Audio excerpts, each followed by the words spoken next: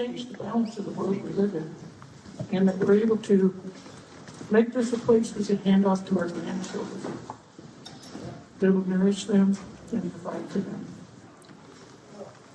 We ask that all of us work together towards the goals that would make our ancestors proud. We ask this.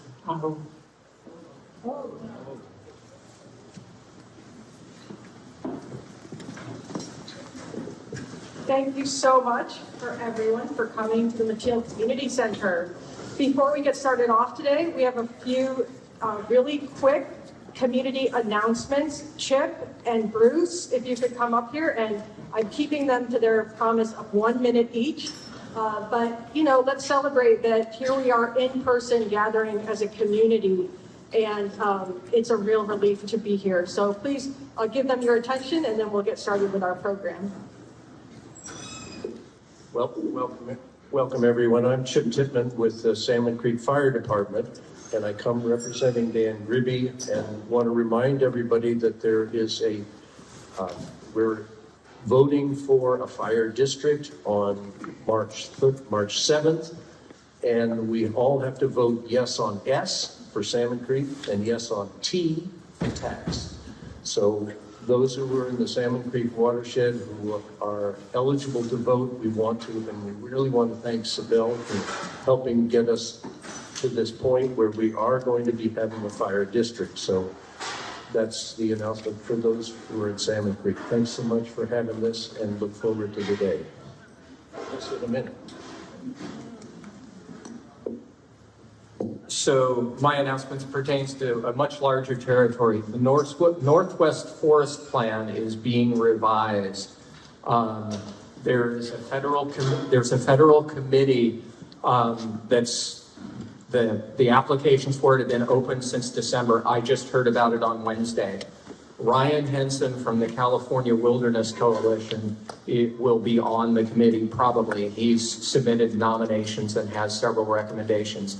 In the meeting I was in, he asked me in particular to see if there were any native ecosystem, native activists, or anybody else from community organizations who want to be on the advisory committee. They're going to be creating the process for revising the Northwest Forest Plan, incorporating climate and fire issues. So unfortunately, it's only open until Tuesday. I brought 2 copies of the announcement that I got, and it includes the Forest Service contact person. If you want to be on the committee, of course, industry will have all of its people on the committee.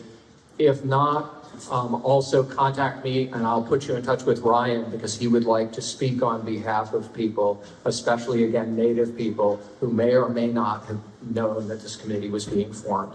So I've got 1 extra copy, and if anybody wants to talk to me about it, please do.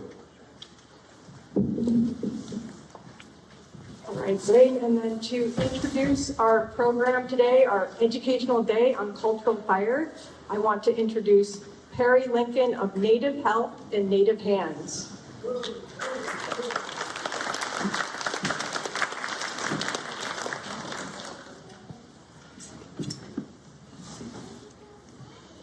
N-SHONG is good morning in our language. N-SHONG Today now, Aten is everybody, here today. Today now, Aten and N-SHONG. It's a good thing that everybody's here today. My heart is happy to see people come together, and I have a story, a really short story. The story is a lot longer because it was told in the winter months, and it was to educate our youth. All of our stories and our songs are to educate our youth. So I made this story short so that we can have our teachers here today have more time. So my name is Perry, and it's Kinestet. I'm Kinestet, which is today known as Wailaki. Our name is Kinestet, which means the people or the humans, basically. Ho Kanesh Dene is our language, is Dene, Ho Kanesh Dene. And then where I come from is Taichika Kaya, which means red mixes with water people, and that's just over the hill in Dobbins Creek. We have our Wailaki people are all around in a big area, and our people are from the Dobbins Creek area. Over here, we call it Ising Kaya, and that means down below people here on the South Fork Eel River. So I'm going to tell a short story about a little bat, and his name is Song Ta Bachi, which means the one that flaps around, flaps through. If you ever had a bat come in your house, he flaps through. So at one time, our people were hurting, and our people were confused, and our people were having a hard time and not getting along very well. And it was going on and on and on. It got really bad. And a young man went to his grandfather and said to him, "What can I do? What can we do? People are not getting along." And so the grandfather says, "Go and see Song Tabachi and hire him to make things right, to fix it up real good. Take your best clamshell bead string," is what we use to trade with, clamshells and other stuff. And so the young man said, okay, went to where the bat was in his cave and asked him, "We want to hire you to make things better for us." And so he told him what was going on and offered him the clamshell bead necklace. And the bat says, "Yes, I'll do that." And meet at Sathakaicho. Sathakaicho is Big Rock. Meet at Big Rock in the morning.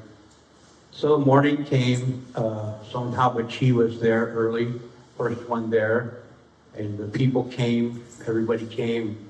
Nobody talked to each other, everybody was angry and everybody was confused and they didn't talk. So Song Tabachi said, one time when it was really cold and I was shaking and I was really cold hanging upside down, and Cheski came. Cheski is our grizzly bear, Cheski, and smelled him with his big nose, smelled all over him, and he was kind of worried that he might take a bite. It'd just be one bite. Anyway, here's some Round Valley people coming in over there. So Cheski, out of compassion for Song Tabachi, took a little bit of his fur and tore it off and put it on him as a cape for him. And out of compassion for, they didn't speak words. They didn't need to speak words. It was compassion felt between two living beings. So from that point on, Song Tabachi has fur on his shoulders from that grizzly bear. And so Song Tabachi says, "I can talk big because the grizzly bear gave me this cape." And so what he said was this.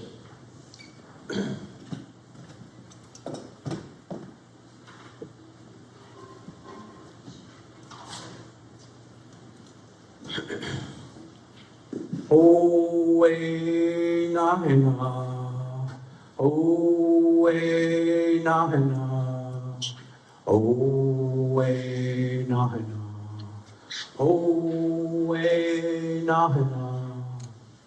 It became middle of the day. June Cho, middle of the day.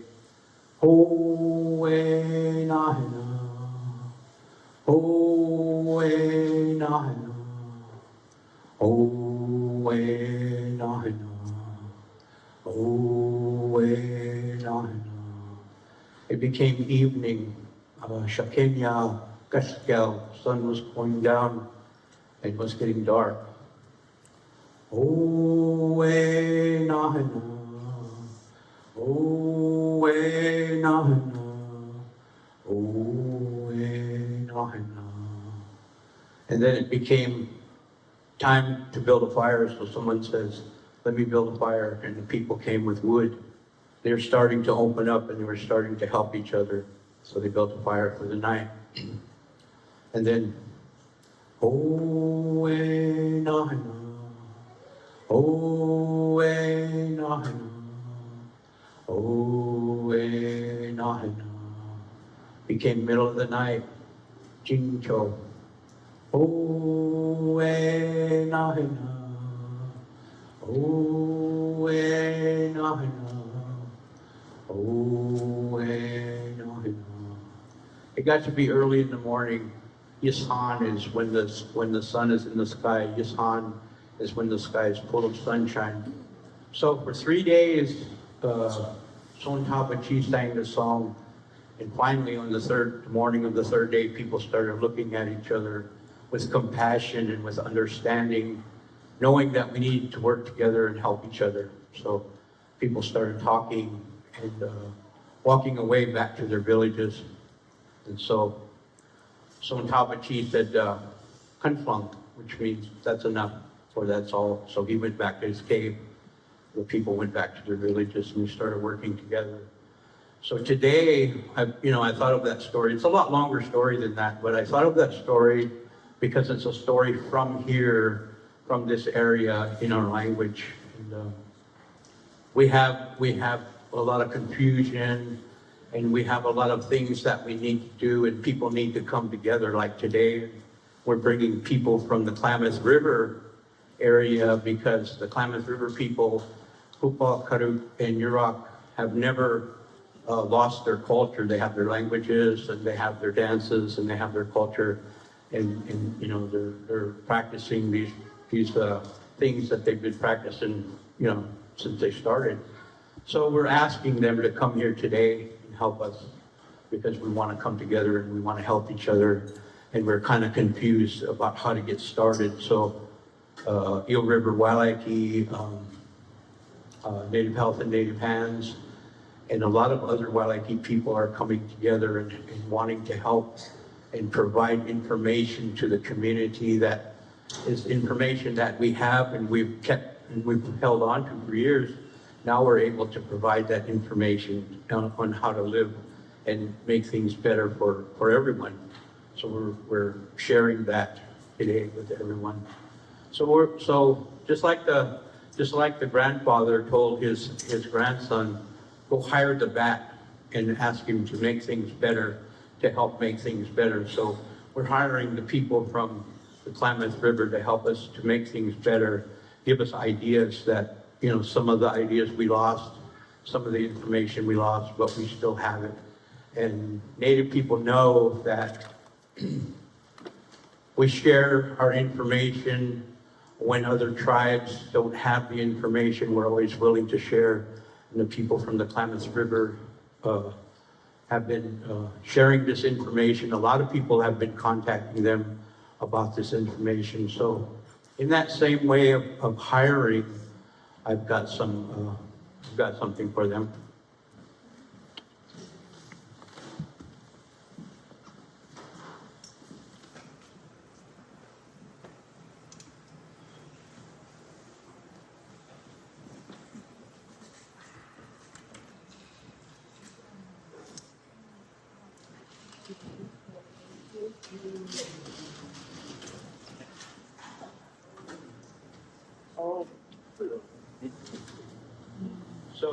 So the grandfather told the little bat,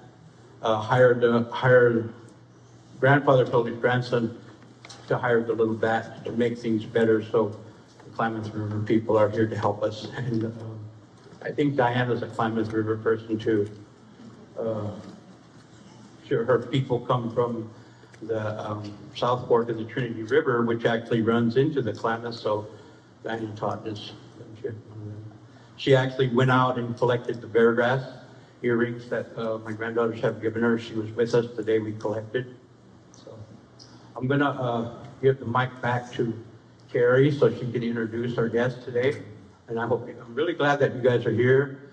I'm hoping that you guys all learn something and have fun and share. That's what this is all about.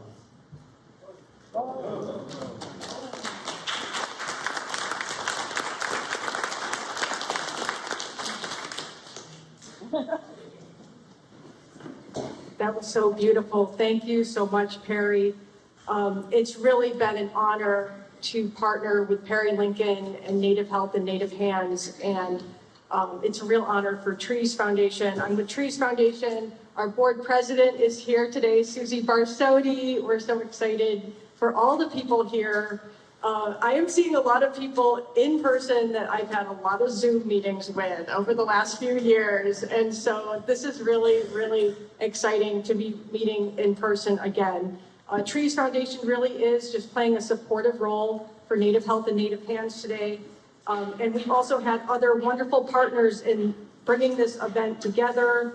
We want to thank the Eel River Wailaki nonprofit. It's been wonderful to partner with you and have your support.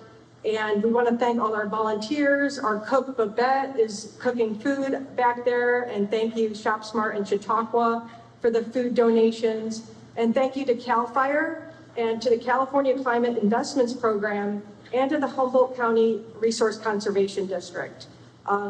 We are able to support this series of events this is a big kickoff meeting. We're going to be having more cultural fire trainings throughout Southern Humboldt and more events. And that's because Trees Foundation is an implementation partner in the Mattole and Salmon Creek Forest Health and Wildfire Resilience Project. And our part is to assist Southern Humboldt landowners, both native and non-native, who are interested in forest health and fuels reduction activities that complement the big investments that are being made in Southern Humboldt to create large shaded fuel breaks outside of Petrolia, on Apple Tree Ridge, and in Salmon Creek on Chapman Ranch. And so these are the first of what we see as many investments in Southern Humboldt, because Southern Humboldt is worth investing in. And we have an amazing place.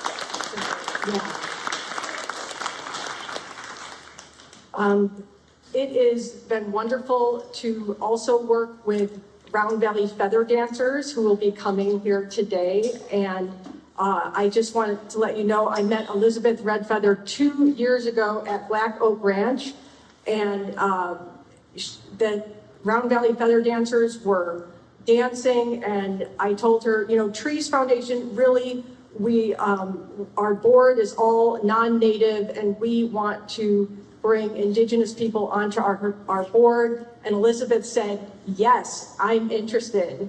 And today, Elizabeth Redfeather is on our board of directors, and one of her first actions was to nominate Perry Lincoln. So now we have Elizabeth and Perry on our board of directors, and it's made it such a better team as we work together, native and non-native people, to make the right choices, to bring traditional ecological knowledge back to the land management conversations and to the table. And it's such an honor to do that.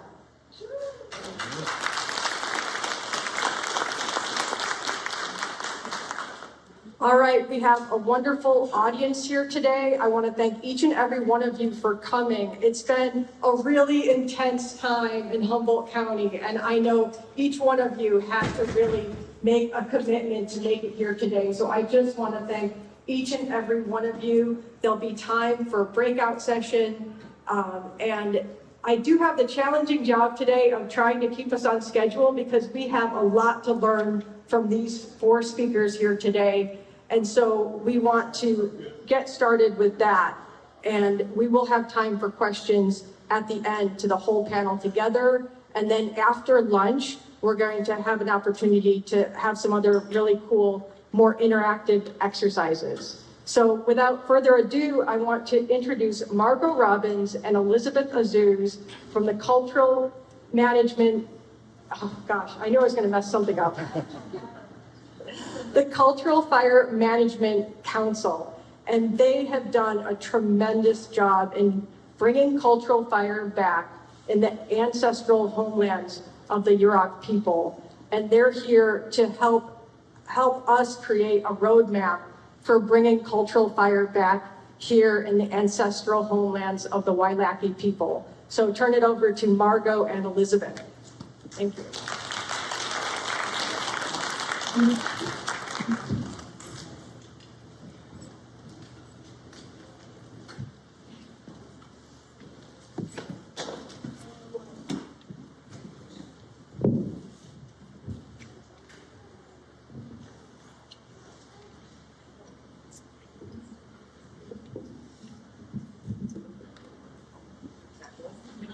I don't want to have to stand on it.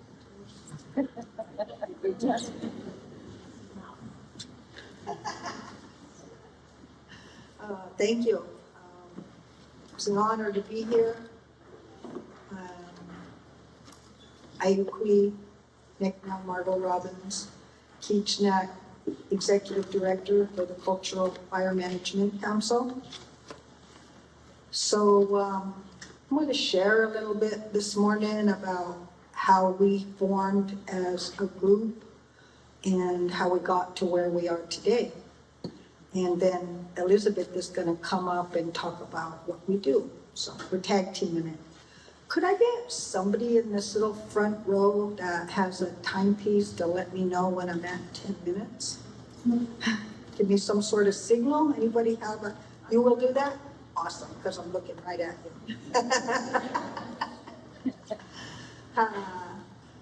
So we are a community-based organization, primarily Yurok tribal members. We certainly don't restrict our organization or board to Yurok tribal members, and we certainly don't restrict all different kinds of people from coming to burn with us. We're all in this together, and so it is in all of our best interests to share what we know and learn from each other and work side by side.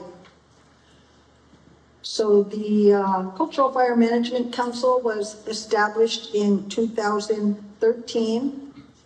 But we didn't start out as the Cultural Fire Management Council. We actually started out as the Klamath Local Organizing Committee, which was part of the Building Healthy Communities initiative funded by the California Endowment.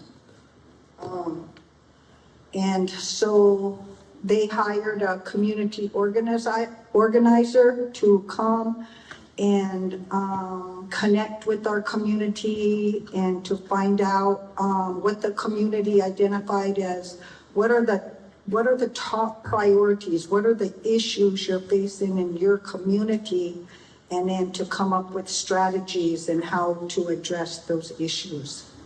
So the community organizer went to over 100 households and interviewed them and had community meetings, which culminated in one big meeting, and we all decided that bringing fire back to the land was the #1 issue that we needed to change for a couple of reasons. One is that because of the 100+ years of fire exclusion / suppression, we live in a tinderbox. One road in, one road out, that ends in a dead end. It's not even wide enough to have a white line down the middle. So we was really worried that should there be a big wildfire, our elders especially might not be able to escape. Also very, very important is our cultural lifeways depend on putting fire on the land, especially our baskets. So you can see up there on the right, the beginning of a basket and those sticks coming out. We can only get single sticks like that coming out if we burn. So if we do not burn the hazel, they'll just grow into bushes that get bigger and bigger, and they will produce nuts, but they're not any good for basket weaving. And baskets are a central part of our culture. Next slide. So we planned for about a year before we was able to carry off our first burn. On the top left is a group of community members that volunteered to cut a fire line around a traditional hazel gathering place so that it could be burned. And there was 1 or 2 females also there. Of course, I'm taking the picture, so I was there.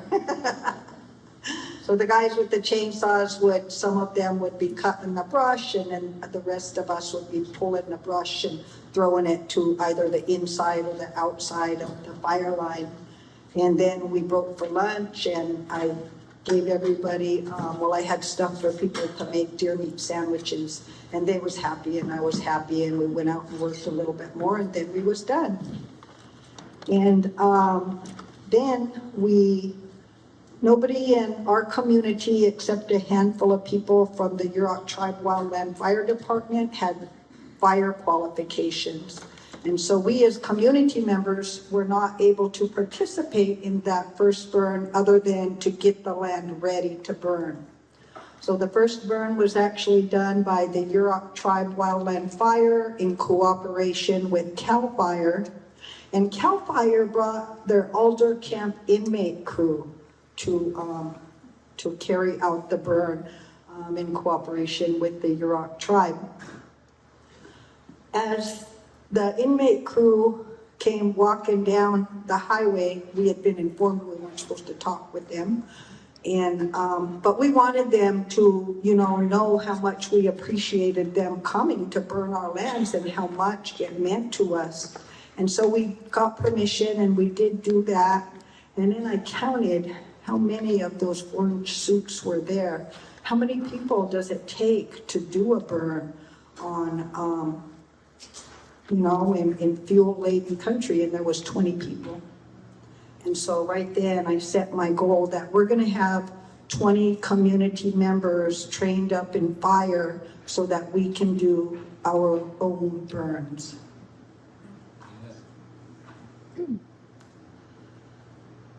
I guess I kind of jumped the gun a little bit changing that slide, but that's all right. With that first burn, we burned 7 acres, or they. I guess we can say we because we helped prep it. And we burned 7 acres of hazel, and we were so happy. We was just thrilled. We had a celebration at the local community center, and then that following spring, us basket weavers went out and we gathered our hazel for the first time in many, many years, because there was no hazel anymore, because we can be thrown in jail for burning, without proper permits and qualifications and all of that.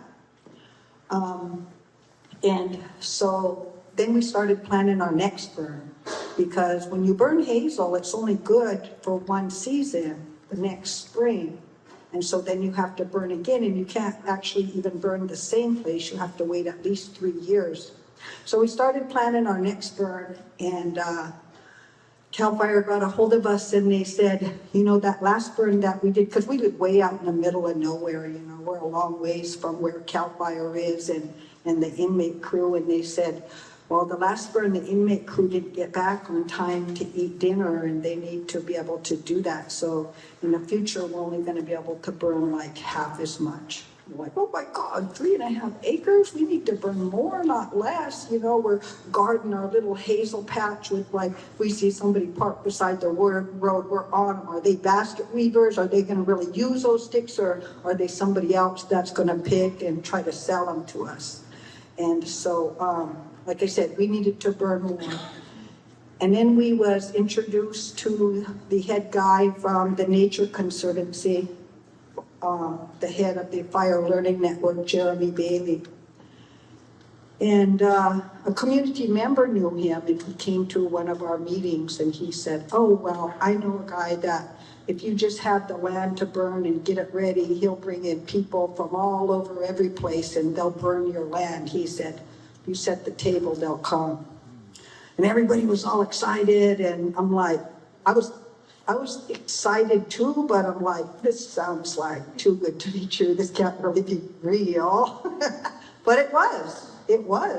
3 months later, the Nature Conservancy had contracted up with a private fire company for burn boss and engines, and the Nature Conservancy brought some people from all over the United States, and one from Spain came, and we burned 57 acres. What's that? 2 minutes, thank you. So this was our first burn. Next slide, as with the Nature Conservancy. The following year, we burned 167 acres, so we were definitely building. And we decided that we needed to become a nonprofit. And there was somebody in the community there where they had a nonprofit, and they had $6,000 in their bank account, and they wanted to give it to us. So we had to become a nonprofit really fast because we didn't have any money and these guys wanted to give us $6,000. And so we went through the expedited process of forming a nonprofit. I went online, used the template for the articles of incorporation and the template for the bylaws, put our pertinent information in there. My nephew who was working with us, we was all volunteering, nobody got paid because we didn't have no money. We didn't have no political clout. What we did have was a driving desire to bring fire back to our land. And we wasn't taking no for an answer. We was gonna do whatever it takes to bring fire back to the land. And next slide, please. So this is what we do now. This is what we do now. At our last tricks, we burned 80 acres in a day, 100 and something in 2 weeks. It was the most we'd ever burned. We're continuing to build on what we do. We're getting ready to start doing drone burning so we can do hundreds of acres in a day and not in a year. For first entry burns where the land is so thick with fuel that you can't walk through it, you can't see through it. If you don't walk lines for the people that light the fire, then it is like your people who are lighting fire are just practically crawling through brush to get their drip torches through. So for safety reasons, now that we have a little more money, well, quite a bit more money, we're able to pay our people to put fire lines in. And next slide, please. And we have expanded the things that we do. So, of course, fire is a land restoration tool. And one of the places that we prioritize for burning is prairies. Well, our prairies have a lot of invasive grasses on them and only some native grasses. So in an effort to restore prairies so that our elk will come home and inhabit our homelands once again, we have a native grass component. We have a botanist, and she taught us how to gather the native grass seeds. And you can see my grandson up there, and he's helping to gather, and he is a natural. So we're expanding out and realize that the goal we have before us is going to take much longer than our lifetimes. And so we are teaching the next generation. And now I'm going to turn it over to my fabulous sister in fire, Elizabeth Azuz.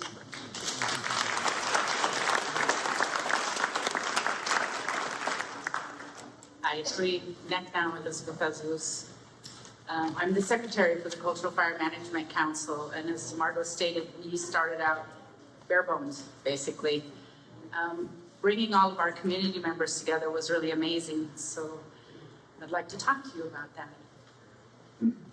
So we're managing our land for living culture and wildfire prevention. These are some of the things we manage our land for. We realized last night that we were missing the acorns, which is a huge component for us, our food source. But as you can see, these are all necessary things for us. This is a training exchange that we do, what Margot talked about. We bring people from all around the world. We've had multiple countries send participants to us to do this training.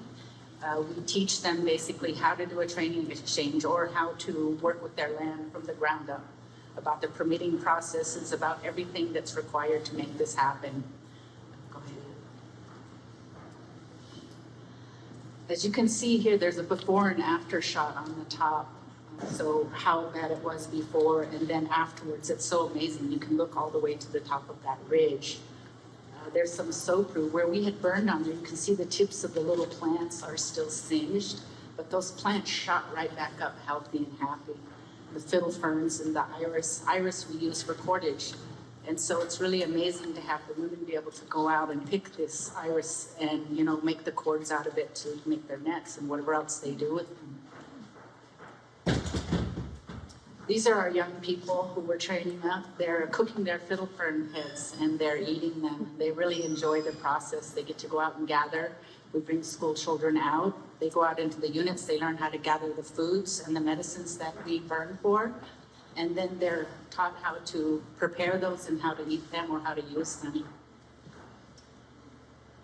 This is a cooperative burn we do. So we work with the local tribes around us. We work with other government agencies and other community members. We come together, we bring enough people out to do a burn, and then we're able to do elder structure protection, protection for community buildings, schools, and such. This is one of our demonstration burns. So we decided that, we weren't able to get enough people during a training exchange. We have 50 to 70 people that apply, and we don't have enough training time for them. So we created the demonstration burns where we bring in people, we'll do like a 3-day training. They get to learn how to use the equipment, how to work with all of the tools, and then we'll do like a day of training with all that equipment, and then we'll go out and do 1 day of burning, and they become hooked right away. They want to stay, they want to keep burning and working, and we have some repeat offenders that continually come back to work with us. Our Family Burns is a really amazing program. So we are, like Margot said, we're teaching our children how to do this. I started burning at 4 years old, by accident, purely. My grandfather caught me burning and explained to me that I needed to sit down and learn what it meant to be a true human being and how to care for the land. And so here we go with Margot's grandchildren. She's teaching them how to do a burn, and she did a little after-action review with them, so they explained what they learned and how to do it right, how not to do it. And then we have an elder who's burning behind his home, and literally directly behind his home. And then another elder in the Hupa community, she was just so excited to be able to burn at her home. So we take crews out, show them how to do it, how to prep around their homes, what they need to be able to pull off a burn, and then they light the initial burn, and then we just stand by and help them, teach them what they need to do. So this is one of my favorite pictures because it gives you thinning only, thinning with prescribed fire, and no treatment at all. And you can see the difference, in treating the land and how caring for it is so important. And so this is really a great picture for me. I really enjoyed that one.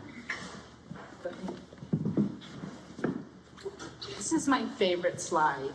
It talks about fire's about new life. It purifies, and when the spring comes around, grass, birds, everything is real, enjoyable, new, fresh. The deer, elk, and all wildlife come to burned areas. This gentleman, Tommy Wilson, was one of our original founders. He's no longer with us now, but Cultural Fire Management Council is growing in a way that we are purchasing a piece of land to create a prescribed fire training facility. A piece of land that belonged to one of our original founders. His goal was to bring elk back to his prairie, and the prairie that we'll be buying was his. And so, in honor of Tom, we're blessed and honored to be here. Hope we can answer any of your questions, and let's do this together. It's going to take all of us. Thank you.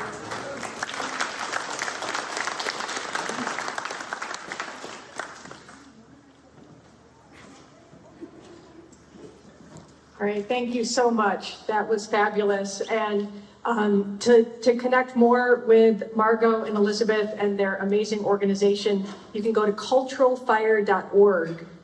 And next we're going to have Kathy McCovey come up. Kathy is a Karuk tribal member, and she has a long career in the Forest Service as an archaeologist and cultural resource specialist.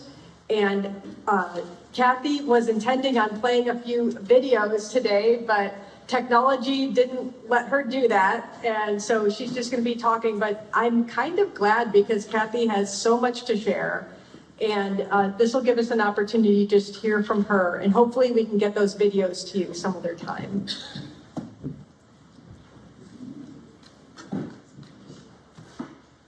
Hello.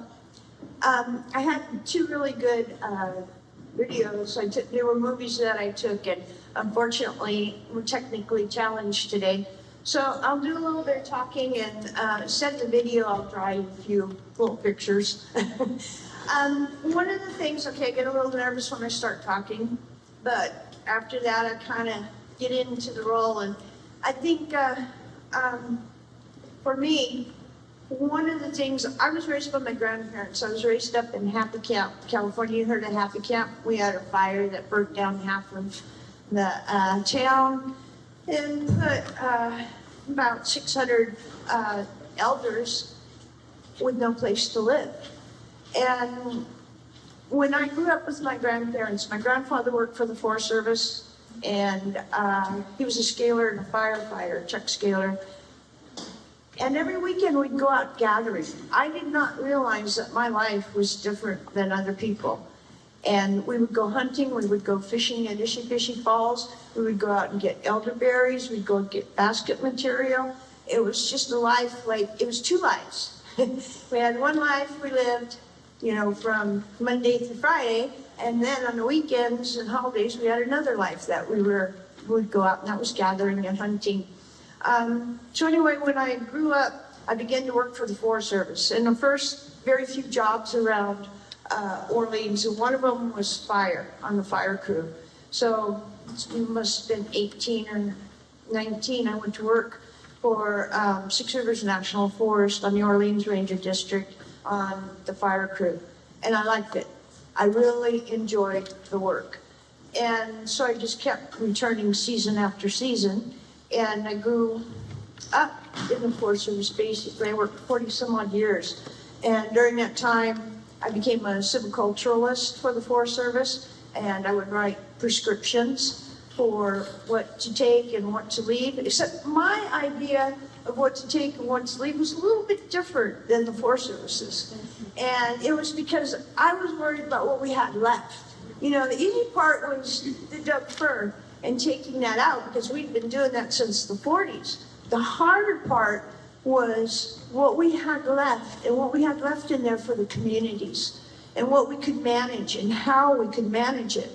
So by the Forest Service teaching me how to be a silviculturalist, you know, I cruised timber, I laid out timber sales, I was timber admin. I even went to work in Alaska doing timber. So my background has been very strong in the manipulation of vegetation to grow conifers. And that, to me, is so easily translated to manipulating the vegetation that was groomed out here for generations, for thousands of years. I'm a forester, firefighter, archaeologist, anthropologist, so I study the past. And in a lot of these areas around here, as you've seen, you guys have beautiful oak, woodland, and grasslands. And for us, the Native people, what we do with fire, why burn? Well, for fire, these baskets that I bring, hazel has to be burnt, as they had, Margot and them discussed. Because when you run fire through an area, when the hazel sticks receive fire and they grow back the following year, they have less outer bark, and the inner structure of the cell changes, the cellular structure, so that we can weave the baskets and our sticks won't break. Now, we'd always told people that on the river, pretty much Crook land is surrounded by the Forest Service. So we always used to tell the Forest Service we need to have it burned. But they were like, no, we could probably cut it and it'll be the same, won't it? So one of the Crook tribal people, Erin Rentz, is a botanist. She went her master's degree. A lot of Native people, when they do their master's degree, they basically prove our traditional ecological knowledge. And so what I want to share with you today is basically that one of the reasons why we burn, because it physically changes the material. For an example, when the Slater fire went through Indian Creek, it destroyed a community up there, and it burnt hot because it was all advanced reproduction of Douglas fir. And so when that fire took off, we had an east wind, and it moved fast. So the whole area is burnt, and we're pretty depressed about it. But one of the things that I began to realize, and I've always known that, is a layer of old, a lot of layers of old leaf litter that wasn't disturbed, just pile up, pile up, pile up. And then you get a lot of conifer in there. So your native plants are shaded out. you're actually prohibiting the growth of a lot of plants that people utilize, native people, but community people. When you start managing an area, like when the fire went through, we had all these beautiful flowers and the elderberries. It burnt when I walked through there, I was doing archaeological surveys after the fire, and it was just, there was nothing there. There was nothing on the ground. There was standing dead trees all around me, and they're still standing dead 3 years later. But all the young plants, our cultural plants, and plants that are supposed to grow there, they were coming up. And people were remarking on how much they had flowers and how much was coming up, and this was so unusual. But no, that carpet that has been there for 150 years was pulled back. And what naturally grows there is allowed to come up. And then that brings your animals back in. You know, I saw a little lizard in the burn, you know, and I'm like, all right, things are coming back. And so for us, you know, the stage has been set, you know, it was cleared. It was catastrophic what happened to us, but it gave us a clean slate. And if we can go in there and start working in those burns, it's going to take a little forward investment in time and energy, but we got a lot of people that need work. We got a lot of people that can do the work in the forest that needs to be done. So with that upfront investment and going in there and cutting down some of the trees, let's say you want to release your black oak, white oak stand, you go in there and you take out a lot of that Douglas fir. You know, one of the things we do is we check the successional stage of a forest, and we use fire. And we use fire to encourage and encourage plants we want and inhibit the plants that we don't want. And that's done on a rotation of 3 years, you know, 6 years, depending, 1 year, depending on what you're burning for. Oak woodlands, grasslands, they like to have a bed of ash. And then the acorns drop down and they can germinate within those stands. And a lot of areas that I've looked at, especially on the Klamath River, I could use that because I'm very familiar with that. And this area down here has a lot of beautiful black oaks and white oaks, and they're getting crowded out through successional stage.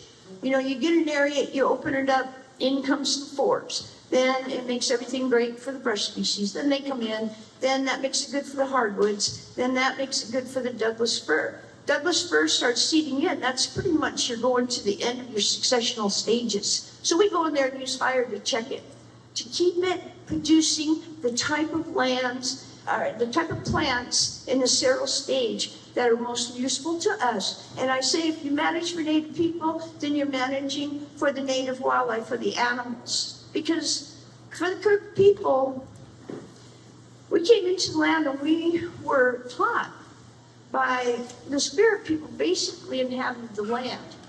And they taught us what, you know, ceremonies, how to live, where to live.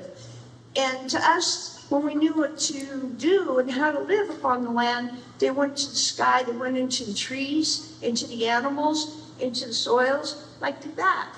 I mean, they all have spirits. And it's hard for people to realize as a forester, I go out and I'm surrounded by spirit people. And if you try to tell, you know, explain that to a forester, you get kind of a lot of odd looks. But that's the kind of oneness with the land that you can get. And especially when I look out in the land right now, I'm looking at some oak trees up there, and they are crowded. They got Douglas fir over them. They're just all bunched together. You can see a little redwood out there. So your land, we are one of the most species diverse area in the continental United States. So if there's an opening, something's going to grow in it. And that is what we use fire to dictate what grows, what condition it is, how much of it is, what doesn't grow. So I was taught by the Forest Service to do planning for timber sales, which I mean thousands of acres. So it's not out of the realm of possibility in my mind to manage this landscape the same way, but for a different objective. See, how am I going on time?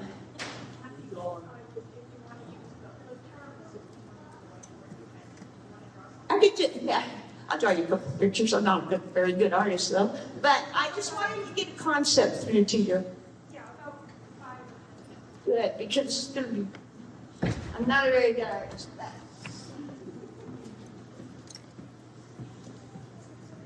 And afterward, you guys can come up and you can look at it. This is some of my last material I did. You trying to catch up with me? Oh, no.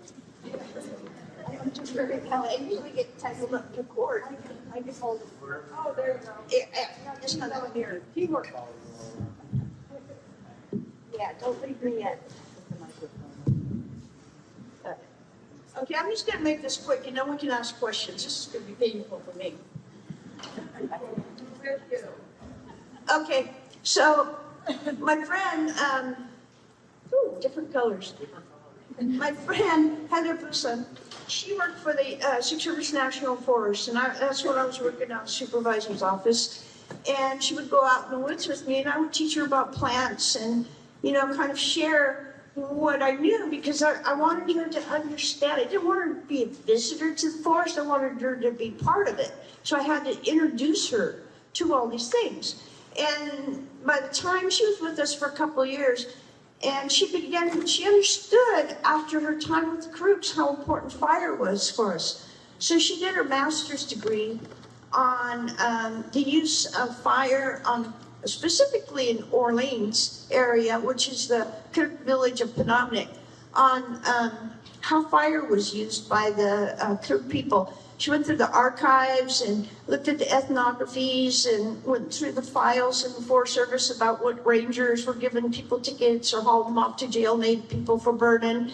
So she was able to look at the burn patterns, and she came up with this basic kind of concept of burning around a village area. And it makes sense, and it really is applicable. If you have, and it's gonna be some rings.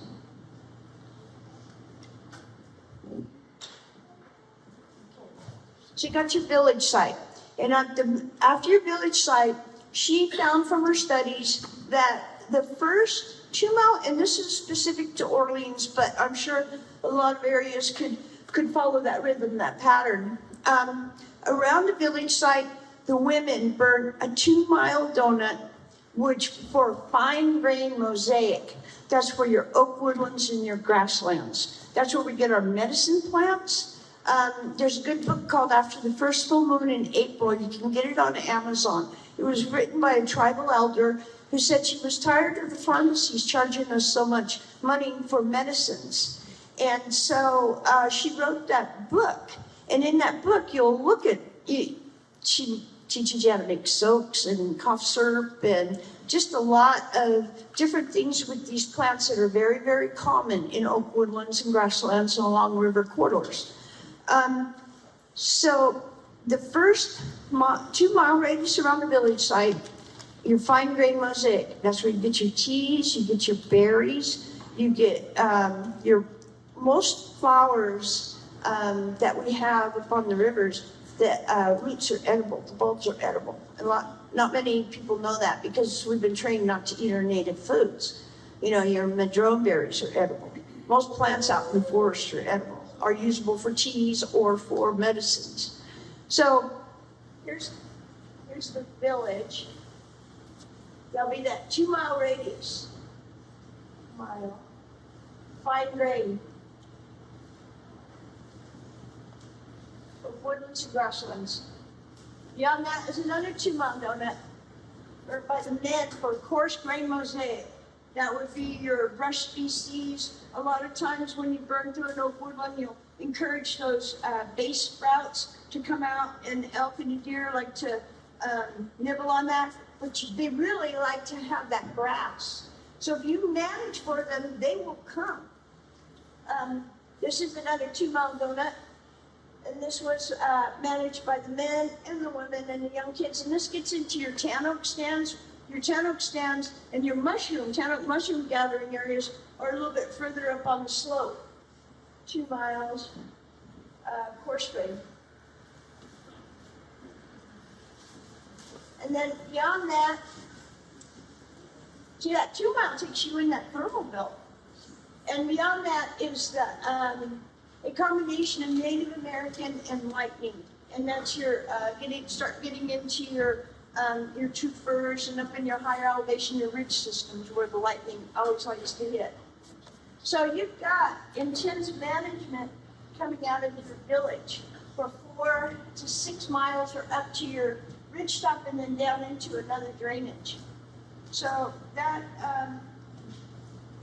we moved plants around too. Some people say, you guys weren't farmers. Well, no, but we did move the plants and we did manage the area so that we would have the resources we need.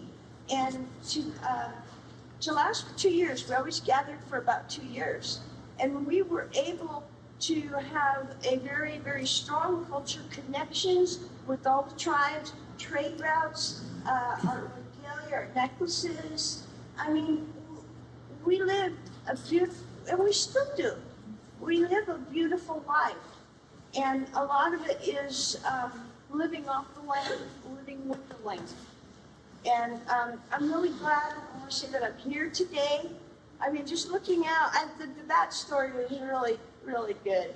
Because we do need to work together. Up in the Happy Camp, when we found out, is the government seemed to take everything from us. Our ability to do anything out in the woods without a permit. They tried to keep the Native people from gathering them. It's easy to step behind a tree when a car goes by. We're out there. We know where our people are going to be at certain times of year, and they're not really. Other people are not going to see us. It's because we don't want you to see us. And we're getting better though. Because it's not like we have to hide as much as we used to. Because Leos leave us alone, law enforcement officers, the Forest Service and stuff. But we're out there, and we want to share our knowledge and our way of managing, because like I said, the government took the capability to even protect ourselves. When we had that Slater fire, that thing started 6 o'clock in the morning, lines fell down by the lookout. And I mean, it moved. And our community was burning down of Indian Creek. People were fleeing down to town, and these firefighters were going through. There was cats going through. There were crews going through.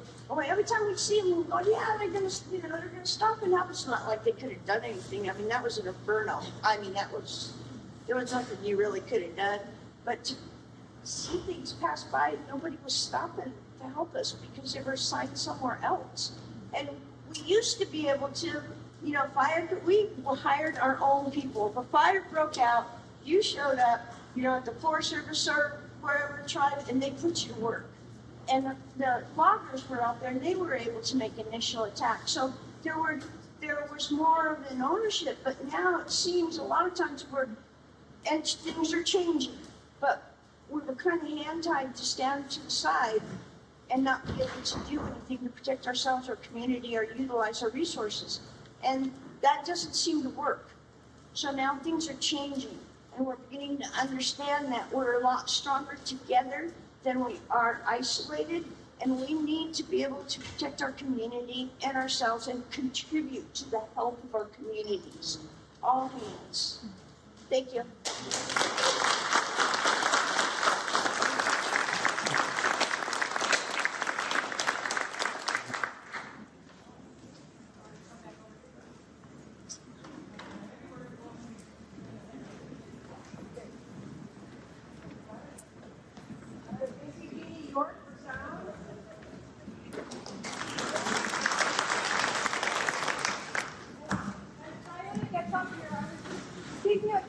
Working together as a community, here we are in Southern Humboldt at the Mateel Community Center, and I just wanted to ask those in the audience to maybe stand up if you are Wailaki, because there's a lot of you here, both from Round Valley Indian Tribe and from our community all throughout Southern Humboldt. There's some in the back there, and then others, if you can stand up. Let's just recognize our Wailaki.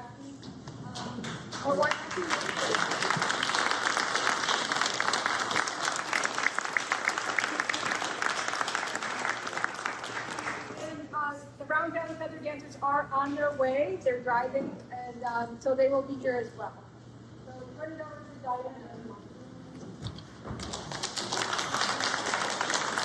Thank you, everyone. I know some people that don't know me are looking up here and saying, okay, we got the natives and then we got the Viking. I'm not sure what the Viking is going to talk about.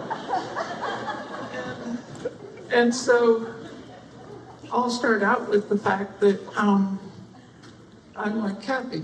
I was raised by an Indian grandmother, and my grandmother was Wintu from Hayfork, which is just over the mountain. And I have to think about through the old days, they came over and visited Perry's folks, and the Wailaki word is actually a Wintu word, or the Wailaki name is Wintu word for the northern speakers.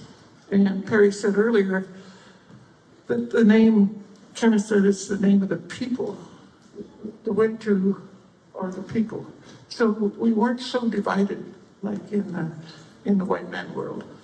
We were the people, and we still are the people.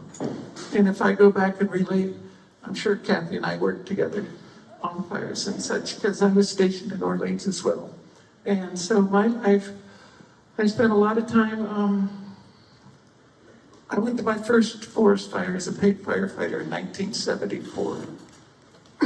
So if you get calculating, I'm like 100 years old.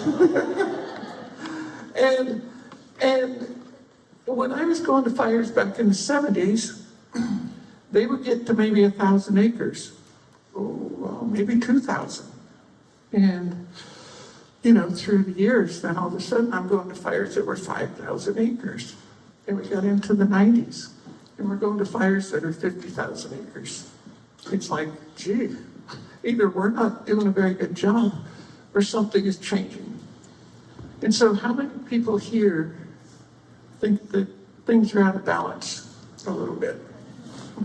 Oh, geez. Okay, so,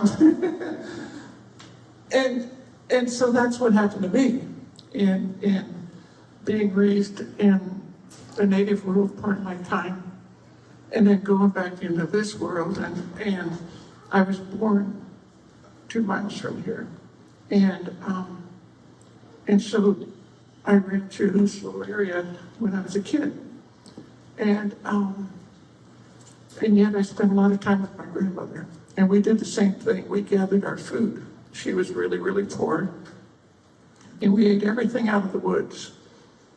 And I would just follow her along, and it seemed to be a natural thing. And one time I talked a little bit about the fact that our meals seemed really small. And again, she was poor, but she said there's more life in that little bit of food than there is from that little bit of food from the grocery store. And a lot of the things my grandmother taught me, I never understood till I got old, and when I reached 100. So, you know, these things stayed in my mind, and just being close to the earth, and then spending time in forest fires, I started to see this balance, and I started to see where my place in that balance might be.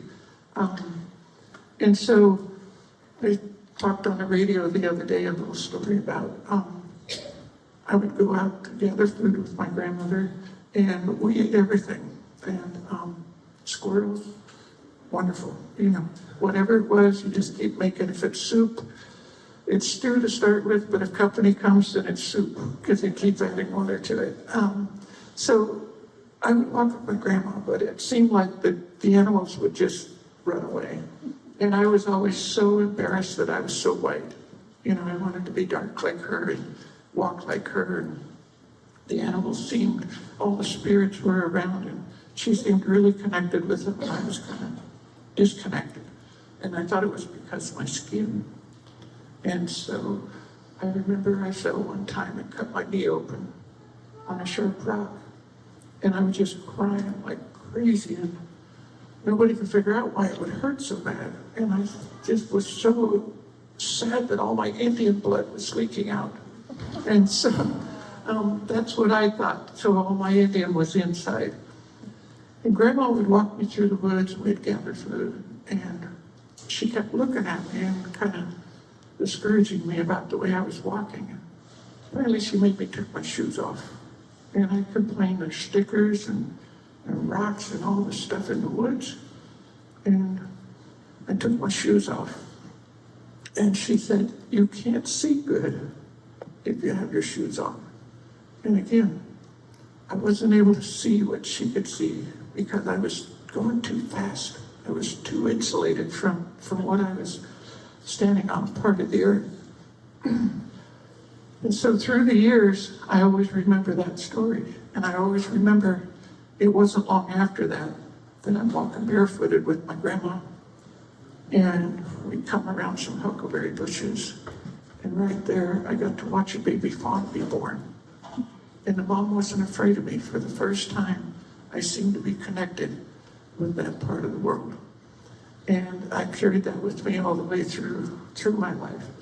And my goal too is to teach the younger people that connection and to try to find this balance. And I'll lead you to a story. I was, a couple of years ago, I went to a fire down in the city of Paradise. And I worked my way up in the fire service to where I'm a division supervisor. So a fire is broken into big geographical chunks. And I was assigned a geographical chunk of land from a town called Magalia around to the Feather River. And I get there and there's unbelievable devastation. Today's topic is good fire.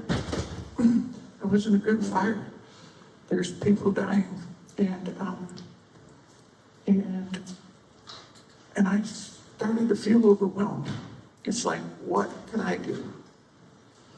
And I kept driving, and I get out to a little place called Sterling City, and I parked there. That was my division, and there's nobody around. The fire was, you had to have a flashlight in the daytime. The smoke was so thick.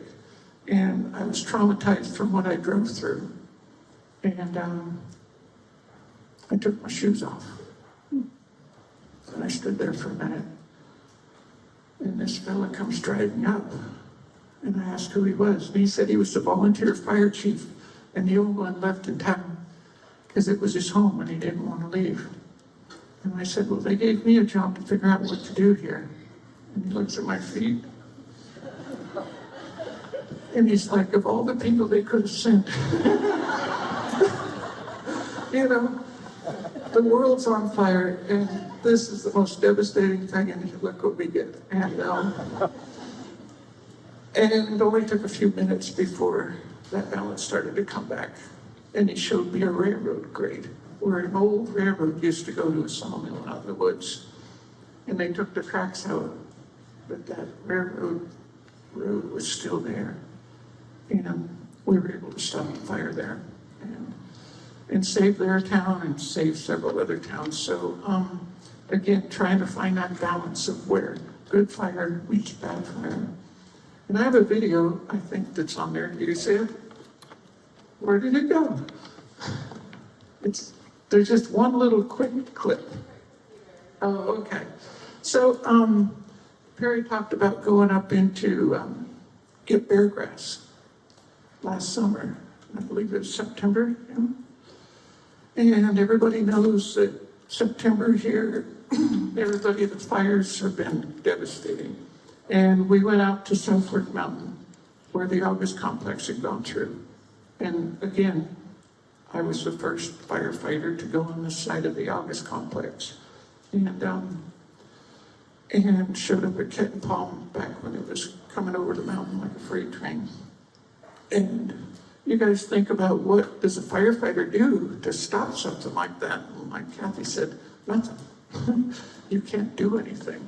But what you look for is an opportunity that when something changes, you get in and stop it. So that's kind of what we did. The land changed or went into grassland. The Lone Pine Ranch is a large cattle ranch with a lot of grassland. And myself and a couple of volunteer fire departments and a local bulldozer stopped a 1 million acre fire. And just by being close to the land, again, shoes come off, what are we gonna do? The oak trees said, this is what we need. And so a year or two had gone by and we went up to get the bear grass on top of South Fork Mountain. And driving through there, your heart just breaks. It just stops at black trees. And it was nude. It burned so hot, it burned into the ground, it burned. It burned so hot, it was just unbelievable. And I think any local people remember the smoke that was laying in here and the ash was falling right here in town. And it was dark. And that ominous feeling, because just 20 or 30 years ago, the fires were only getting 5,000 acres, so something is way out of whack. But in all the devastation and everything we see, nature still comes out. And I stopped and I took a picture, and I thought it was up here, of at the top of South Fork Mountain, there was a spring, and the spring was gushing water. And I talked to the old timers out there, and they said, that spring has been dry for 50 years, but because all the trees burned out, now they aren't drinking all the water. So it's, again, nature will find that balance. And I took a little video of a beautiful waterfall, and then right above it, it's just nothing but nuked out timber. And so I think in our world, as we try to leave our grandchildren something better than what we were given, I think we could all work together. We're looking at doing cultural fire here locally. And being a firefighter, I have the qualifications we talked about, and I'm also an instructor. So we're just getting started. We got years to go to catch up with these folks from up on the Klamath, but hopefully our southern Humboldt area will have that kind of momentum within a few years, and a lot of it will be with Perry and the Yale River Wailaki. And so I hope to be working with everybody and all of you folks too, because it takes everybody. Okay? Thank you.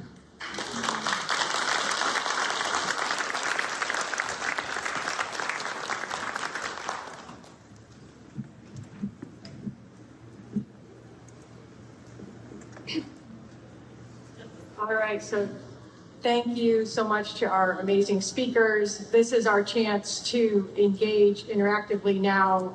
Hopefully, I'm sure there's some good questions that have come up that people have on their minds, and they can ask the panelists.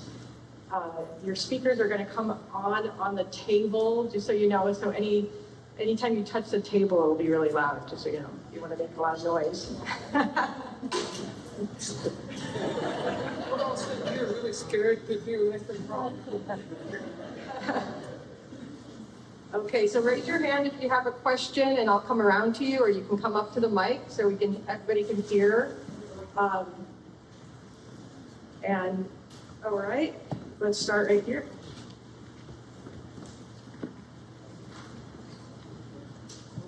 My name is Peter Marshall. It's working good. Can you hear me? Yeah. I live in the northern part of Sinkyone country. And 10 years ago, when we began to realize the importance of the oak woodlands, the Mattole Restoration Council reached out to me and collaborated with me and rescued untold oak trees from premature demise because of the fur incursion. 10 years ago now. 6 years ago, we're walking around and we go, they're back. I can't afford to hire that saw crew a second time. And now I'm working again with the Mattole Restoration Council, and we have plans to burn about 35 acres next fall, if everything works out right. And I appreciate the story of the bat, Barry, and would like to hire you all because I need your help and will repay you with my heart and an invitation to come down to this burn and observe what we're attempting to incorporate into our land management there. That's where I'm coming from, but I have a question. I've got not 100 years, but I got 50 years of volunteer firefighting, 40 actually. Smokey the Bear started me out, and then Bill Eastwood and that whole crowd in the beginnings, fire crew got me going, and our deal was suppression. And we did it. We were on them. And then we, CAL FIRE sort of got used to us, and they kind of invited us to VMPs, which are vegetation management program burns. And so then we learned prescribed fire. But my question to you is how do we break through the veil between that exists between prescribed fire, and I've been involved with the Humboldt County Prescribed Burn Association, so I am a burner, but there's a veil between burners and cultural fire practitioners. And we want to make this transition from the one to the other correctly and respectfully and thoroughly. So I'm asking you if there's something, some distinguishing characteristic about cultural fire management that can allow us burners who grew up on suppression to get the picture, to get it. If you have any comments in that regard, I would appreciate it. Oh, wonderful. That's a great question. Include your native people. Let's work together. That's how we do it. Yes. That's how we do it up in Happy Camp. We've got our tribal folks, and we've got our community folks, our Mid-Klamath Watershed Council, which I happen to be on the board of directors of. So we're cross-pollinating. We include the community. I think when we break it to just, this is like cultural, and this is in this arena, and this is in this arena, but you're managing for all the community. You know, people like to have, to go out and gather the berries, to go out and be able to walk around the woods, you know, to go out and hunt. And so those things, if you have your native people, because the native people understand what ecosystem you're in. They understand what plants grow there and how to manipulate it. Like when I come down here, I depend on the people down here, the culture, because they know the plants and they know how to work with those plants. And upriver, I'm the expert. You know, I know because I learned those plants, and I'm part of the forest. I'm not a visitor to the forest. For me, one of the most important things when I walk out into the land is to ask permission to be there. You know, ask permission from the one-legged tree people, from the winged brothers and sisters, you know, from all the creatures that live on this land before us. You know, we need their permission. This is their home. We're walking into their home. We're asking to take over from them. We're asking to take resources from them. And so it's important to connect to that land, to connect to the people, connect to your environment, you know, be there for one another, take care of each other. I'd just like to add that I feel like the distinction between a prescribed burn and a cultural burn is who is doing it, where, and why. So, to be a cultural burn, it is led by the people, the indigenous people from that area. That they're making decisions about where it's going to be burned, how it's going to be burned, and it's for particularly important cultural species. And they have input about and insight into the weather patterns and things like that. And other people have insight into those weather patterns too. If you've lived in a place for a long, long time and spent a good amount of time, then you also have that insight likely. A prescribed burn is more, the intent is more about, I feel like, reducing fuels. So it's a lot of what CAL FIRE does and the Forest Service. Sometimes there are ecological insights and motivations, but if it doesn't include the native people in it, then it is just a prescribed burn. It still has cultural resource benefits, and the native people of that area may or may not share that information with the people burning. It's just like cultural burns also reduce hazardous fuel loads. It's not really why we're doing it, although sometimes it is multi-purpose, like when we're burning in high fire hazard area. It's also big with cultural resources, and so those are the reasons we choose it. But I feel like the distinction is who's leading it and for what purposes. I agree with you. The veil is thinning a little bit, clean too. Jeannie, am I on? Yeah. The veil is thinning a little bit, where the spiritual part of our culture is so deep into our DNA that when we walk in the woods and we light a fire and we're in a spirit place all the time. When I go to the complex, I'm praying, and how do you stop something like that with fire?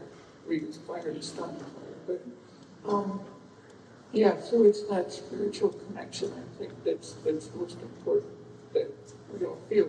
We see or feel the bugs under the ground that are going to benefit, and the birds and the trees and everybody. All the animals and everything have a spirit, and we're surrounded by that. So, to me, that's a big difference. But I agree with kind of fire.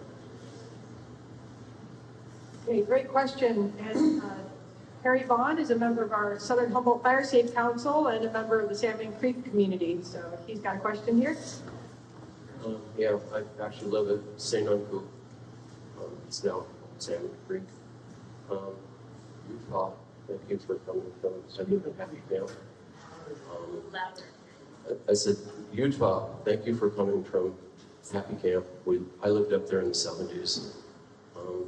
It's really changed in Slater and everything. I guess I have to think about my question was, we had our fire symposiums at Penumnik, and I was wondering, COVID changed that. Is there any attempt to revitalize the... Could you speak up just a little bit? Yeah, at the fire symposiums at Penumnik, it was interrupted by COVID. We first met in Weaverville, and it seems like it's been over 30 years of our fire symposiums. And I was just wondering if that was going to be revitalized. We got to go out and burn for basket materials on Bluff Creek that one year, the Follow the Smoke program.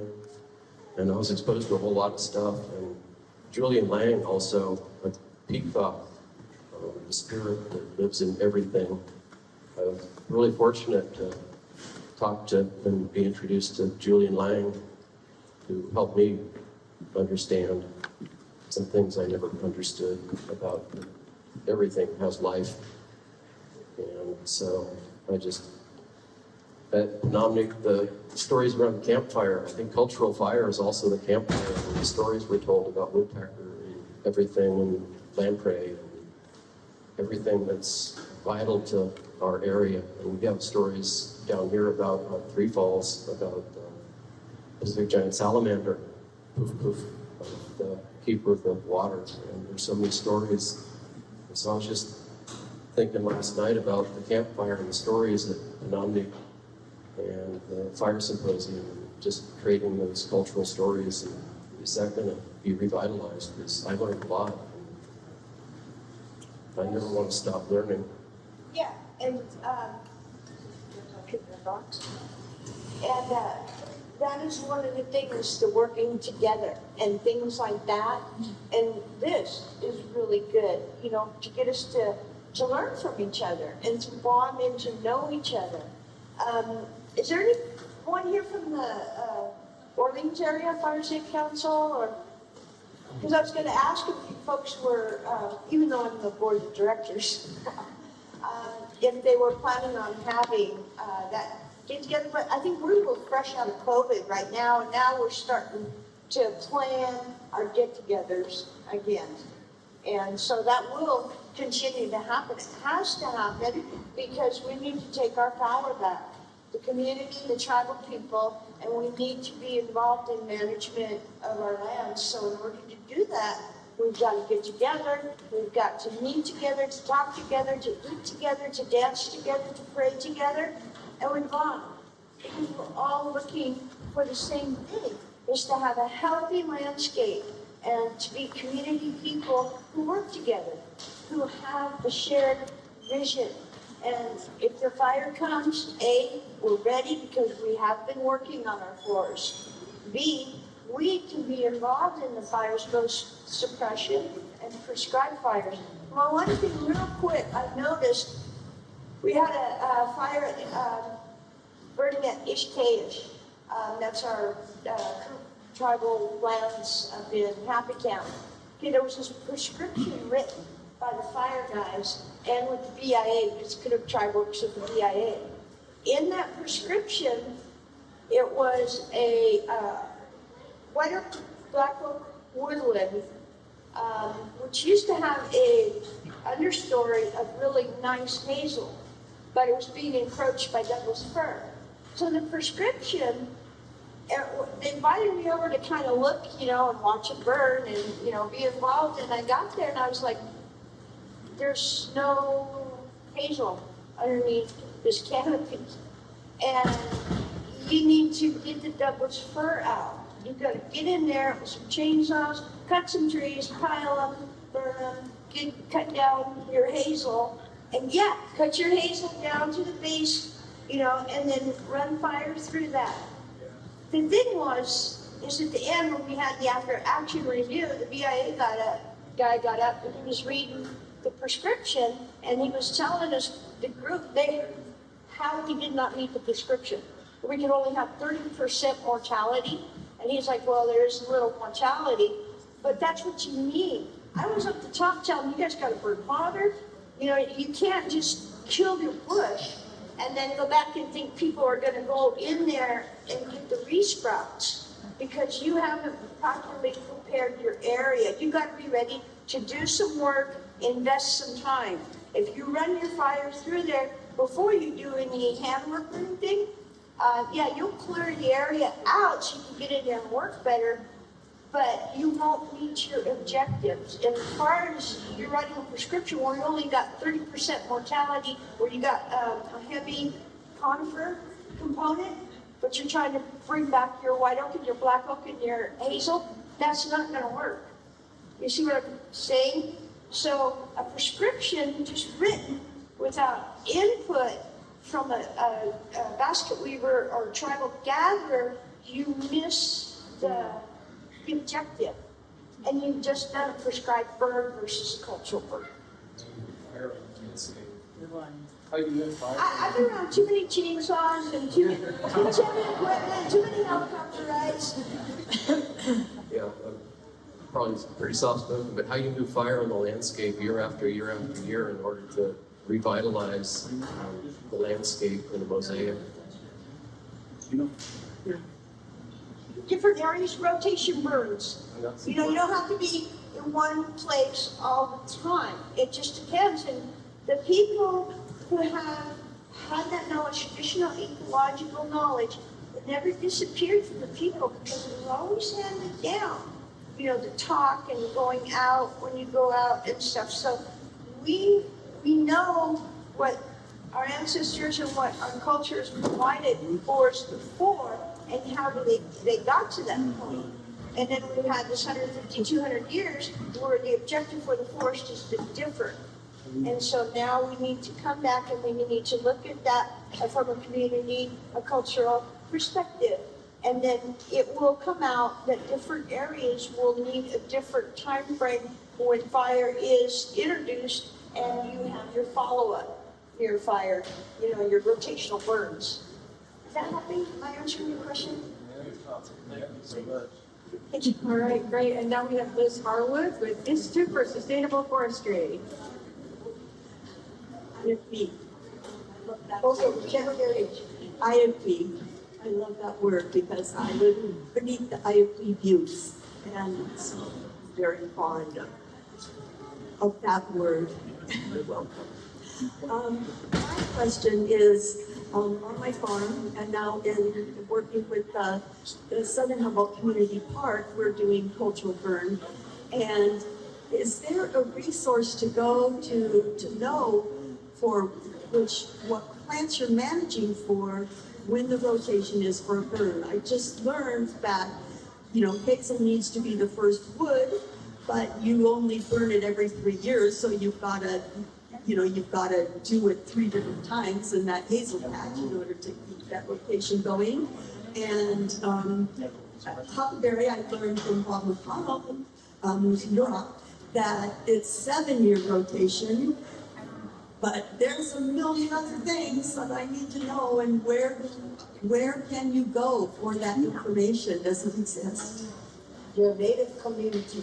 Well, my native community here tells me they don't know. That's why you're here. That they have lost a lot of that knowledge. And so I do have the first full moon in April, right? But that doesn't talk about a burn cycle. It's just a use cycle. Okay, so the Cook Tribe has a climate adaptation plan. Read the climate adaptation plan. It should be online. Cook Tribe has been for years working with traditional ecological knowledge and combining it with Western science. And for an idea of the rhythm of the seasons, the rhythm of the animal, the rhythm of when you enter into an area and when you don't, they have a lot of information in there. So if I were you, I'd Google some of the kind of write-ups, and they even have short little videos, 3 minutes, 4 minutes. That way you can get some information from that. And it's really a well-written document, and it explains things better. So you're working with the land, you're working with the seasons, you're working with the flow of nature. So I would recommend reading that. And Read the title again. The root climate adaptation. yes, thank you. They've been working on a lot of documents like that. And it's because we've had to go to science and develop our own, have our own people become scientists to get people to understand that this traditional ecological knowledge is real, it's viable, and it's useful. And that's how, nowadays we've extracted a lot of resources, we've changed a lot of things. I'm sorry. I didn't think I was a hand tapper. And we've changed a lot of things, so there's a lot of work that we have to do because we're trying to bring ourselves back into equilibrium with the land and the people. Do you have anything? So I just think that being in that world and we were together yesterday looking at this, and we were the ones that said, we don't know it. And so we're still trying to relearn stuff that was lost from our ancestors. And so bear with us as we and our goal is working with science, so it doesn't take another 150 years to turn this thing around. We should be able to work together culturally and scientifically to make a big difference. They're already doing it in our forest. We could see. My understanding is that grasslands were burned annually. The hazel typically grows in the oak woodland areas. And so that would be like a 3 to 5 year rotation. It could be more, as many as 8 to 10 years under the oaks, especially if you're burning to keep the area clear of the acorn weevils. And you can't just burn once and then pat yourself on the back and say, all right, I did that, and never go back. It's a cycle of burning. And, sometimes the cycle is dictated by resources and how many places you have to burn. Those are sort of general guidelines, not mutually agreed on by everybody, but that's my understanding. All right, great. Thanks, good questions. We'll take some more questions. I want to let people know the schedule is at 12:30. The Round Valley Feather Dancers are going to be performing. So after this Q&A session, we'll move back some of these chairs and make room for them. It's also going to be our lunch time. So they said as long as we leave some food for them, they're okay dancing while we have some food so that we have time for breakout groups afterwards. So just to let you know that it will be lunchtime too at 12:30. So there'll be lunch in the back, and we'll get to have the Round Valley Feather Dancers here. And I wanted to give the panelists a chance if you had any questions for one another after the presentations, if you wanted to ask anything. And I also wanted to invite, we've had 3 questions from non-natives here. So we have a lot of Indigenous people here today too. If anyone who is Indigenous would like to ask a question, please come on up. I don't want to ask a question. My name is Kendra Allen. I'm a Pettican Yurok cultural practitioner, and I'm happy to be here in Wailaki today. What I wanted to share as a cultural person was that for the non-native people who are thinking about that, I think Marco made a good point that the intent, it can't necessarily be a cultural burn, it might be a bushfire burn. But what you can do as a non-native community is include the native people, even if they're still in a learning process, and bring that spiritual aspect into it. So, you're going to be learning things on the way, and they're in a different path with different goals by including them in the learning process, including them in the financial. You guys all have access to resources that tribal people don't have, land and money and resources. Bring them in, share those resources. There has to be some reciprocity in that. But I just wanted to share that you can still include them, even if they don't necessarily hold that knowledge. It's deep within their spirit. And so by having them offer prayers, be a part of it, be present, lifting their voices up, lifting their young people up to learn about those things with you so they can be believers the next time is the way that you can include them. And I think that Kathy mentioned like things like Mikwik. They've been doing that a lot between the non-native and native people in Cutting Country for a long time. And so having people that have come talk to people like Will Harling too, the non-native people, and ask how he does it. How does he defer to native people in those spaces? How has he lifted some of those folks up? And I'm sure they have other resources as well. So I just wanted to share that comment. Excellent. Thank you, Ben.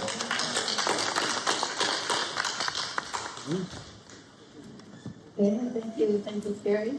Thank you, and this woman has helped us just as we sit here during the presentation too, little hints, so thank you very much. Carrie, did you want to say something? When you're done. Okay. Hi, this might be slightly outside of the topic today, so feel free to answer just very, very briefly. But when we're out there doing fire hazard reduction and we end up with our bunch of branches and little trees and brush and stuff, what's your advice about the best way to deal with that stuff? Thank you.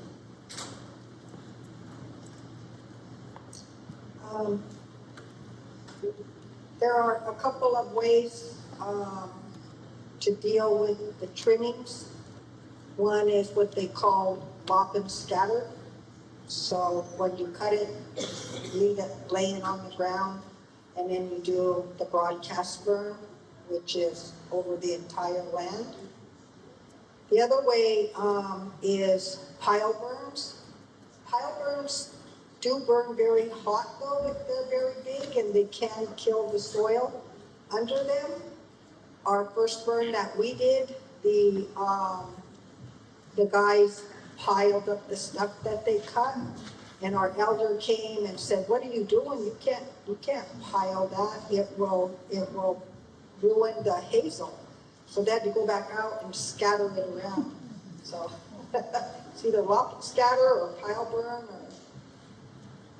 or. Also, there's some areas, like if you have manzanita, a lot of tribal groups use manzanita for ceremonial fire, or alder for smokehouses, or if you have, where you're doing your fuels reduction close to a road or something, your neighbors, that burn wood and stuff, there's ways to get that out. I gotta just throw out something really quick. Just a heads up when you guys, if, heaven forbid, you have a big fire around here. Thank you. When the contractors come in after the fire during a rehab phase, you may get a lot of line workers and tree, come in and cut the trees, power lines or whatever. They're gonna chip.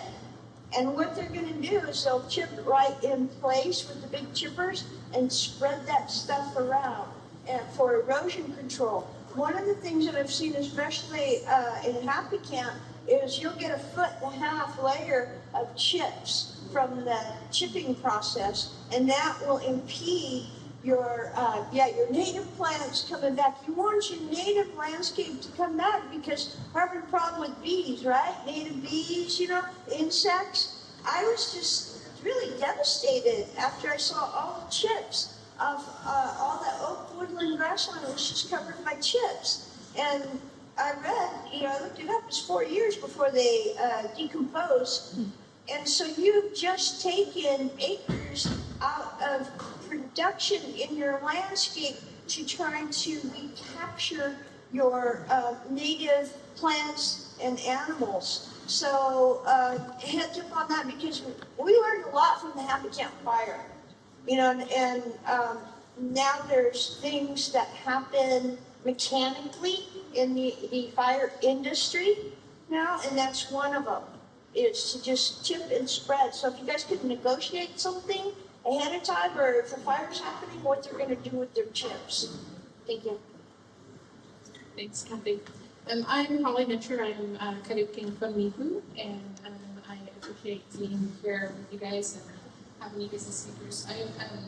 One of the questions was what to do with stuff that we're carrying, and I wanted to encourage people that are landowners to open up their property and provide access to tribal people as they learn through this process, so that they can learn or have access to materials and gather, and as they learn the management process, they will help you to manage for the resources that are valuable to them as tribal people, and that's one of the ways you work towards that creation of cultural burns. So I know that as a tribal person, myself, that being in territory that is almost exclusively Forest Service land, access is a big issue, and I know it is for all tribal people. So I want to really encourage landowners to work with their local native folks to open up that land and create that access. Thank you.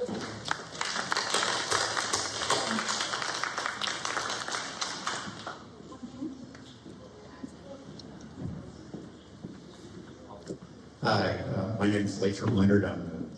I have the honor of managing vegetation on state park lands in this area, under the umbrella, or on the ancestral land of many tribes in this area. First of all, I'm just happy to have such a great panel here to ask my question to. And I guess I feel lucky to have come from the wildfire experience and be able to work my way up to be a type 2 burn loss under the federal and state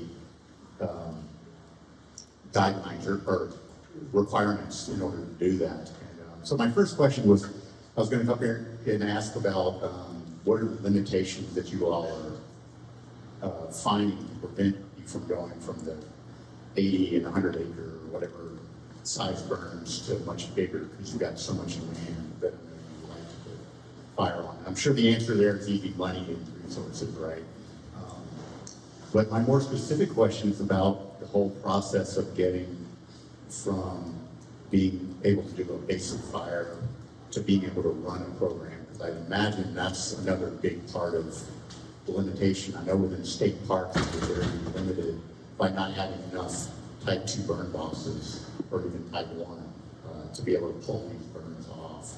And of course, California is now coming up with their own certification system that is less rigorous, shall I say, than the federal system. But I look at it as neither system is really perfect in a lot of ways. And it's really, to me, it comes down to the individual that's in charge of the burn has to know if they're in over their head or not. But, you know, if we just left that as the system, then we'd probably have more of these escapes where, you know, people's homes are burning down and people are dying from a prescribed fire that's escaping. So I guess my question to you all is just, what do you think about the system, and are you able to work within this to help improve the state park burn qualification system, or the state system as well as the federal, or do you probably have some strong opinions about it?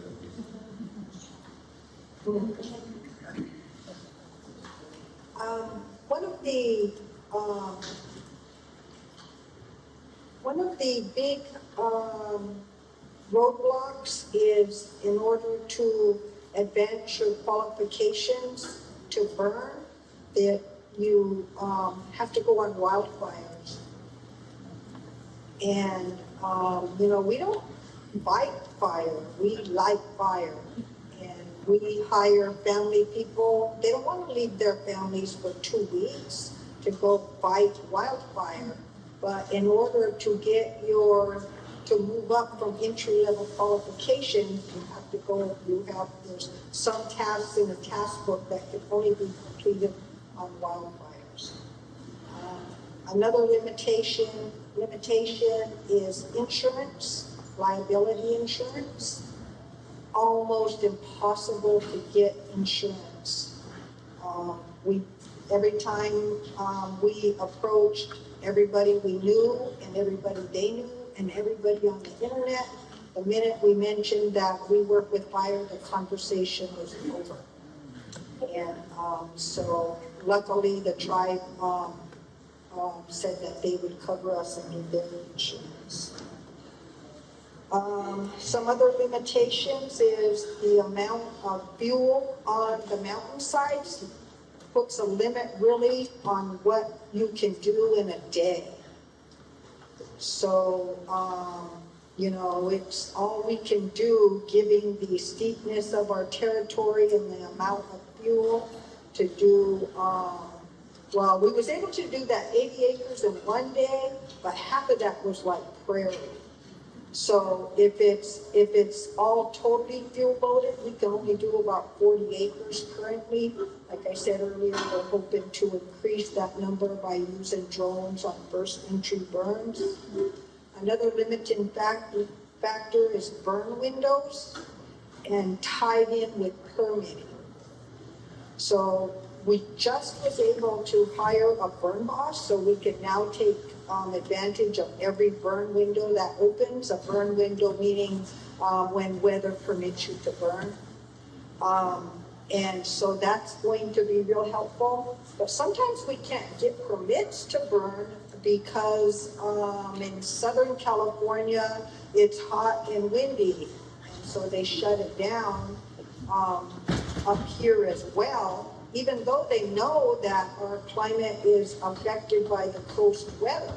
And so some of those places we want to burn would really only burn in summertime. So if we can't get a permit, those places continue to go unburned and continue to build up the fuel zones. So you can see there's still a lot of agency influence on cultural burning, and it is complicated. A little bit of good news is Southern Humboldt Fire Chiefs Association now has 4 Type 1 burn bosses. They just got finished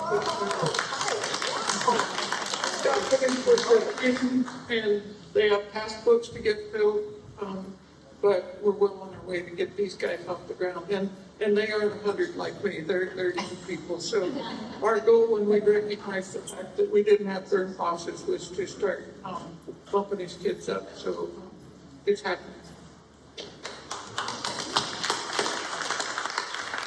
The Mid-Klamath Watershed Council, Fire Safe Council up in the New Orleans area work with the Cook tribe.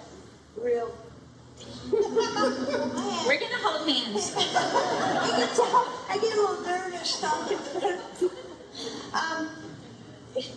Okay. So one of the things is the Mid-Klamath Watershed Council, they got insurance for prescribed burn, and they were able to look around and get a fairly good deal for some insurance for some of the prescribed burning that we're doing. But we're working with the Forest Service, the Mid-Klamath Watershed Council, the Fire Safe Council, and the groups are all working together. We're supporting each other. We're getting calls for people that they need. And also, one of the things that we used to work on a lot of fires at night. We used to do a lot of night burning. And I think that I like to see the night burning. I've had, a lot of experience with it. And so in some instances, maybe we should think about bringing back some night cultural burns, night prescribed burns, especially when we're having our changes in temperatures and rain patterns and stuff like that. It's really affecting our vegetation.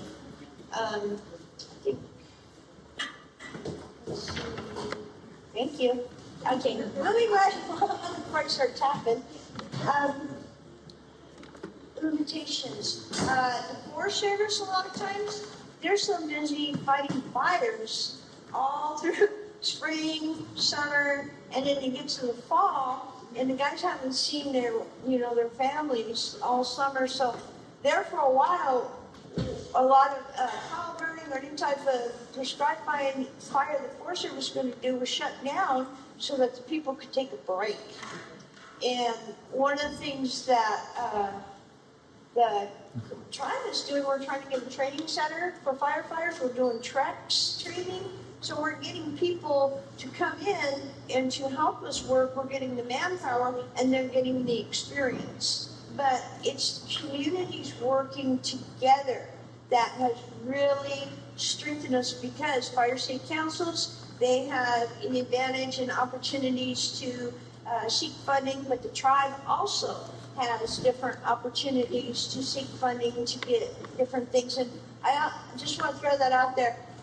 Are you folks, you know about the North Coast Resources Partnership? Yeah. Yeah, I am a fire and forestry consultant for them.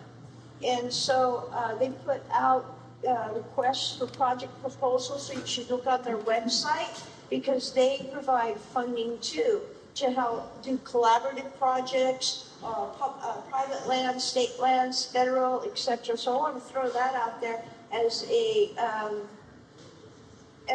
source of funding, but also we have specialists.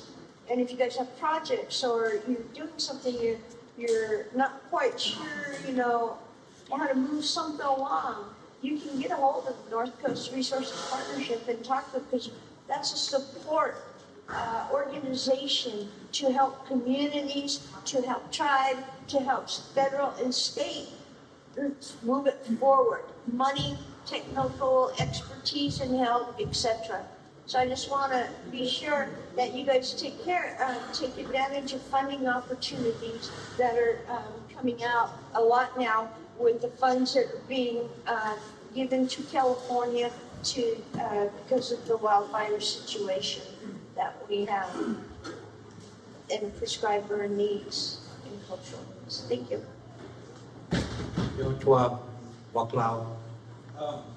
We're going to change gears here in a few minutes, and we're going to take a break. What time is it now? Is it 12:15? 12:15 now. So basically, what we're going to do is let everybody take a break, and then as you guys are all taking a break, some of us are going to move some of these chairs back, so when the dancers come down, they can all, have a place, and we're going to move the cords, and we're just going to do this big major thing, but standing around waiting in line. But as the food comes out and as people get ready to start eating, we're going to have a young person from Round Valley come up and do a prayer for the food in the Wailaki language. So right now we're just taking a break. Don't go anywhere because I'm sure you guys are going to come up with other questions. The Round Valley feather dancers are going to come down soon after we get all the chairs put away, put back out of the way, and then they're going to do their thing for us too. So everybody just get ready to eat here in a minute. I would just like to say, before everybody jumps up and leaves, the work that we do is for the generations to come. Today is my grandson's birthday, and so I really wish I could stay and hang out and watch the feather dancers and talk some more with you guys, but family comes first. So I apologize, but I am committed to leave. Thank you.